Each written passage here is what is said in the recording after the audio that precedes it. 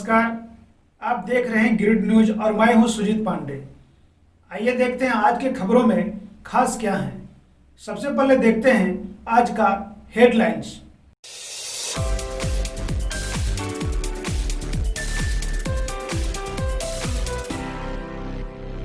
गिरिडीह में पुनः 2 कोरोना संक्रमित पाए जाने के बाद प्रशासनिक महकमा में मचा हड़कंप।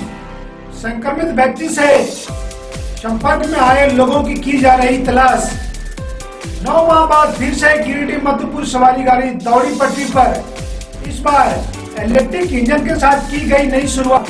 यात्रियों में हर्ष का माहौल। जिला परिषद के प्रधान सहायक की सेवानिवृत्ति की घोषणा के बाद उन्हें 1 साल और सेवा देने का मिला मौका। दैनिक भत्ता पर देंगे सेवा।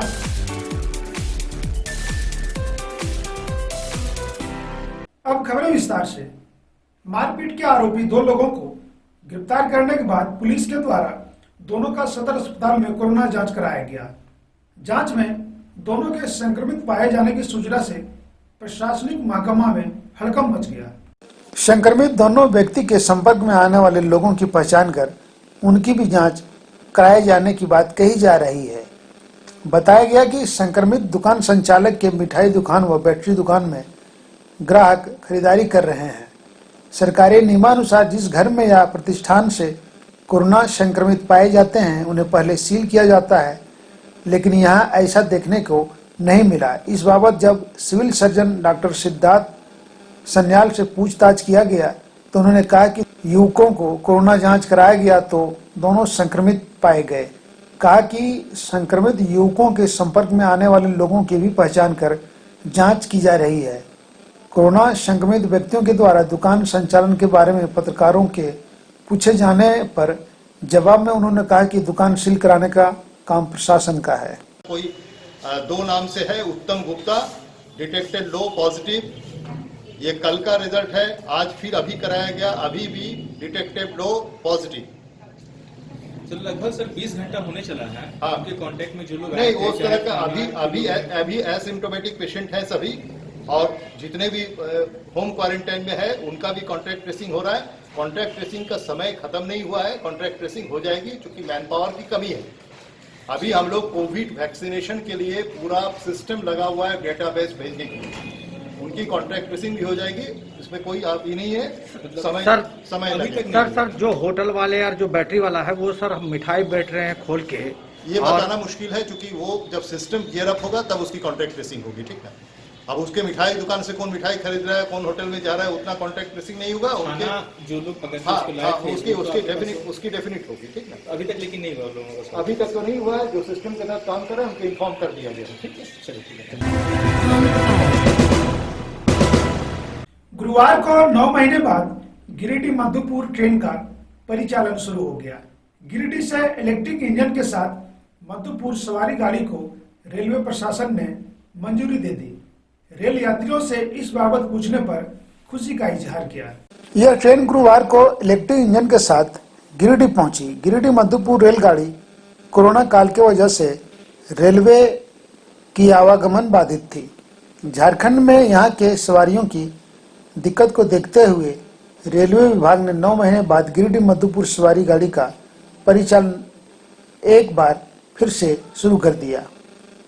यह इलेक्ट्रिक इंजन ट्रेन मधुपुर से सुबह 8 बजे खुलेगी, 9 बजे सुबह गिरिडीह पहुंचेगी, फिर 9:20 में गिरिडीह से खुलेगी और 10:20 तक मधुपुर पहुंचेगी। फिर यह यात्री ट्रेन 4:20 में मधुपुर से खुलेगी और 5:20 तक गिरिडीह पहुंचेगी। फिर शाम 5:40 में ट्रेन मधुपुर के लिए रवाना हो जाएगी। फिर शाम 5:40 में ट्रेन मधुपुर के लिए रवाना हो जाएगी और शाम 6:40 तक मधुपुर स्टेशन पहुंचेगी। 22 मार्च या ऐसे आज से स्टार्ट हुआ है। 2 टाइम चलेगा। मधुपुर से 8 बजे टाइमिंग दिया है, 9 बजे गिरिडीह, खुलने का टाइम 9:20 है। फिर शाम में मधुपुर 4:20, गिरिडीह पहुंचने का समय है 5:20, डिपार्चर 5:40 में है। अभी 2 टाइम ही प्रारंभ किया है। कितना टाइम लग रहा है? 1 घंटा आने में, लगभग 1 घंटा। इसमें क्या क्या चेंजिंग हुई है? लॉकडाउन के पहले जो थी और अभी में क्या अंतर है? इलेक्ट्रिक से गाड़ी चल रहा हो गया, बहुत लाइन में बहुत सारा काम हुआ है। करीब 8 महीने के बाद गिरिडीह मधुपुर ट्रेन का परिचालन शुरू हुआ है, कैसा लग रहा है सर? बहुत अच्छा लग रहा है, सुविधा पब्लिक को मिलेगा, आम आदमी खुश है। इसमें क्या किराए में कोई नहीं, कोई वृद्धि बढ़ोतरी किया गया है? बढ़ोतरी नहीं इसमें। जिला परिषद सभागार में जिला परिषद अध्यक्ष की अध्यक्षता में एक विशेष बैठक आहूत की गई। इस बैठक के माध्यम से 15वें वित्त के तहत प्राप्त राशि को फाइनल क्रियान्वित करने की स्वीकृति प्रदान की गई। ऑफिस के प्रधान सहायक जिनका रिटायरमेंट 31 दिसंबर को होना है, उन्हें 1 साल के लिए संविदा के आधार पर दैनिक मजदूरी में रखने की सर्वसम्मति से निर्णय लिया गया। बैठक में जिला परिषद अध्यक्ष राकेश महतो, उपाध्यक्ष कामेश्वर पासवान, जिला परिषद सचिव शशि भूषण मेहरा, कार्यपालक पदाधिकारी रविशंकर प्रसाद, जिला अभियंता रस्तोगी, जयंती चौधरी, कैलाश यादव, अर्जुन प्रसाद आर्य, अनूप कुमार पांडे, सरिता देवी, रुक्मिनी देवी, दिनेश महतो, माइनो हेम्ब्रम, सबीना हांसदा, शांति मरांडी, दीपा वर्मा, अनीता देवी, केशव रविदास, प्रमीला मेहरा, धनंजय राणा, गोपिन मुर्मू, बबली मरांडी आदि मौजूद थे। आज जिला परिषद की विशेष बैठक था। इस बैठक में मुख्य एजेंडा था जो जिला परिषद में जो राशि मिली है वो राशि से 7 लाख टाइड और 7 लाख अनटाइड में खर्च करना था। तो सभी सदस्यों का अनुशंसा प्राप्त था। उस अनुशंसा में कुछ सदस्य लोग टेंडर से काम करवाने का प्रशासनिक स्वीकृति लिया और कुछ सदस्यों ने लाभुक समिति से, हम लोग दोनों को प्रशासनिक स्वीकृति दे दिए।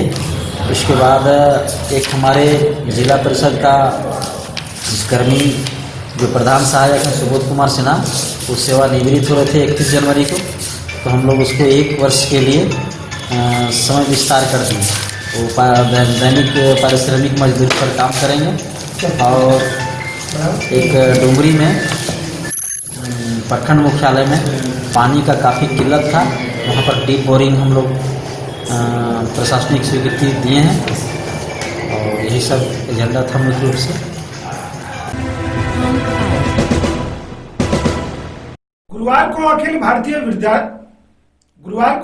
भारतीय विद्यार्थी परिषद के तत्वाधान में प्रेस वार्ता आयोजित की, जिसमें प्रांत आयाम प्रमुख रोशन सिंह ने बताया कि अखिल भारतीय विद्यार्थी परिषद झारखंड की ओर से 3 दिवसीय प्रांत अभ्यास वर्ग का उद्घाटन दिनांक 11 दिसंबर 2020 को गिरिडीह बरगंडा स्थित सरस्वती शिशु विद्या मंदिर में होने वाला है, जिसमें मुख्य रूप से अखिल भारतीय विद्यार्थी परिषद के राष्ट्रीय उपाध्यक्ष डॉक्टर रमन त्रिवेदी एवं राष्ट्रीय संगठन मंत्री श्रीनिवास, क्षेत्रीय संगठन मंत्री निखिल रंजन, प्रदेश संगठन मंत्री याज्ञवल्क्य शुक्ल उपस्थित रहेंगे।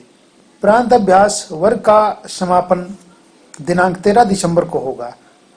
इस प्रांत अभ्यास वर्ग में झारखंड के सभी जिलों से लगभग 200 छात्र छात्राओं को प्रशिक्षण दिया जाएगा। के बाद कल हमारा यह कार्यक्रम का विधिवत उद्घाटन होगा और विधिवत उद्घाटन होने के बाद वह पहला सत्र जो है वह सामूहिक चलेगा। उसके बाद हमारा यह जो 3 दिन तक जो प्रदेश का जो अभ्यास वर्ग चलने वाला है, यह गठसा चर्चा होने वाला है। यानी कि नगर मंत्री के ऊपर के कार्यकर्ताओं का अलग से बैठक होगी, जिला संयोजक से ऊपर के कार्यकर्ताओं की अलग से बैठक होगी, प्रांत मंत्री, प्रदेश सहमंत्री, प्रदेश आयाम प्रमुख और प्रदेश के जितने भी पदाधिकारी हैं उनकी अलग गठसा चर्चा होगी। यानी कि 3 दिन तक कुल मिलाकर आप यह कह सकते हैं कि अपने पूरे प्रदेश के अंदर में हमारा कार्यकर्ता जो यह अभ्यास वर्ग के माध्यम से जब जाएंगे तो वह अपने जिले में हमारा नया एजेंडा आने वाला समय में क्या हो सकता है। अभी जिस प्रकार से देश के अंदर में कई परिस्थितियां चल रही है, चाहे वो किसान आंदोलन की बात हो या शिक्षा एजुकेशन पॉलिसी, यानी कि राष्ट्रीय शिक्षा नीति की जब हम बात करते हैं, तो इन सारे विषयों पर यहाँ पर 3 दिनों तक चर्चा चलने वाला है कि देश में अभी किस चीज की आवश्यकता है, देश को किस ओर ले जाना है, देश में आखिर में किस प्रकार से माहौल चल रहा है। यानी कि अलग अलग तरह से अलग अलग चर्चा चलेंगे 3 दिनों तक।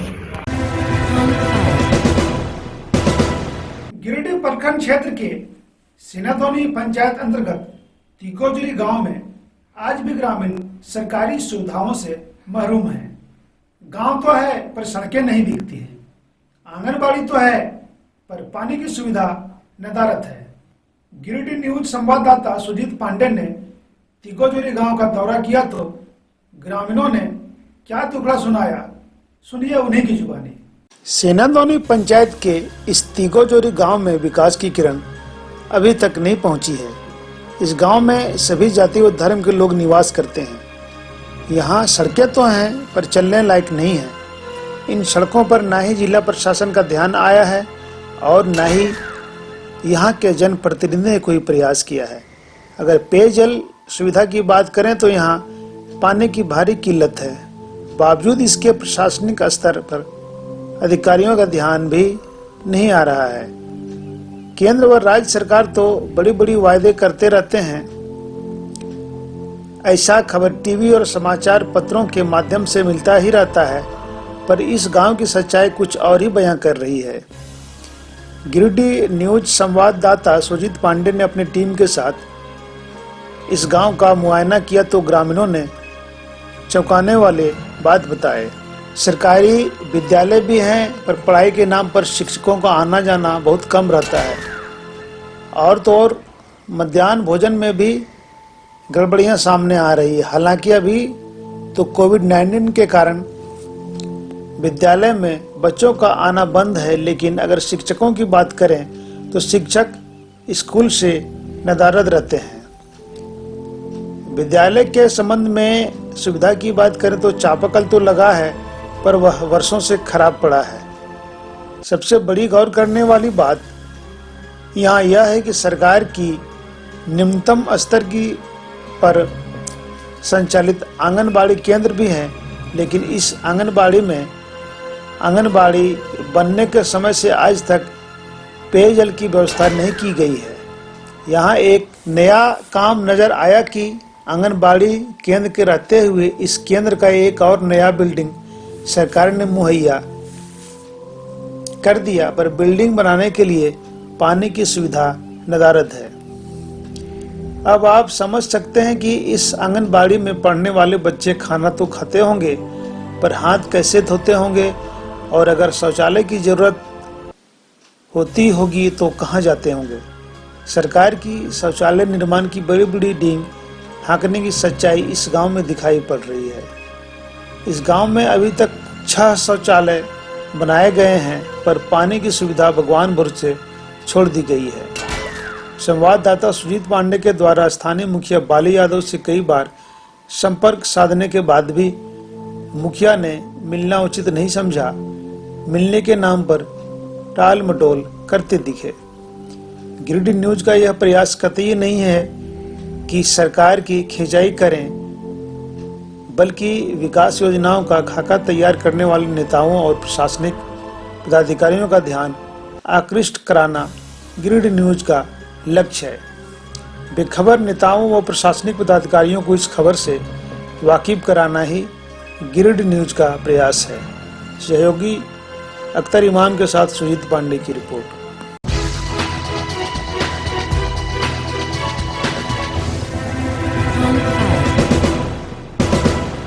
अगर आपके पास भी कोई खबर या सूचना है तो आप हमें दे सकते हैं। हमारा नंबर है 9128912286। आज के खबरों में बस इतना ही। अब हमारी टीम को दीजिए इजाजत। नमस्कार।